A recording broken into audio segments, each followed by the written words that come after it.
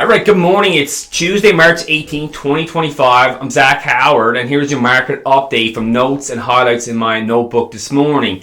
US Exceptionalism. Is it over, or are we just on a temporary bump in the road for the fight for global capital?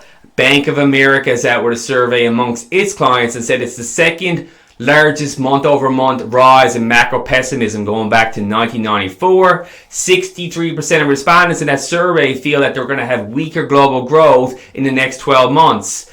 Uncertainty around tariffs and certain policies around trade certainly would accelerate that pessimism, and that's what we're seeing. And U.S. equity allocations continue to fall month over month, a 40% decline out of U.S. equities and into the Eurozone market, with the DAX out of Germany and some of these European equity markets benefiting from that fund of flows out of the U.S. and into European equities. Also seen through the lens of a higher euro here at 109, pullback in the U.S. dollar as a result. We've seen that biggest exposure in the U.S.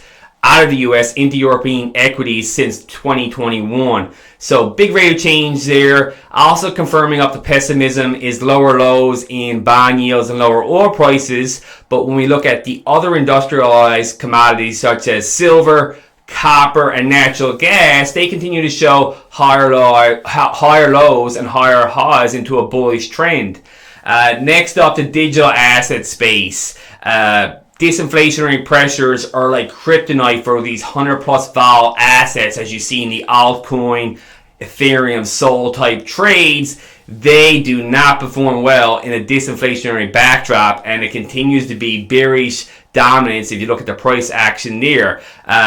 Separate from the digital assets, altcoin space will be Bitcoin. Bitcoin seeing its biggest fund flows in 3 to 4 weeks yesterday, with those BTC ETFs getting a massive rebound, and we've seen that in the price action. News out of Abu Dhabi in the Middle East that they just bought an additional 460 million in Bitcoin. So trying to see if Bitcoin separates itself from the digital assets trades and those other altcoins. However, for now, very highly correlated with the QQQs and those tech stocks.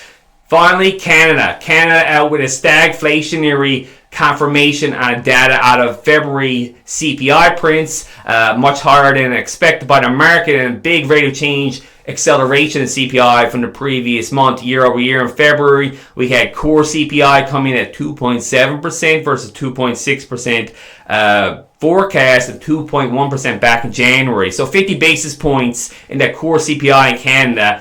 Certainly not what the market expected. It probably leads credence for why the Bank of Canada only cut 25 basis points last week instead of a potential 50 basis point jumbo cut, as this stagflation environment lingers. And that is in the backdrop of the Bank of Canada saying if we cut too aggressively, that inflation is just going to accelerate because we already have tariffs as an accelerator to more inflation here in the latter part of 2025. So slowing growth, higher inflation, that's your prime stagflationary definition right there. Keeping an eye on that as we have the Canada 5-year government bond accelerating higher in yields here today, 2.8%. So keep an eye on that. Probably puts a damper on any shorter term lower lows in 5-year mortgage rates in Canada. We'll see you tomorrow. Have a great day.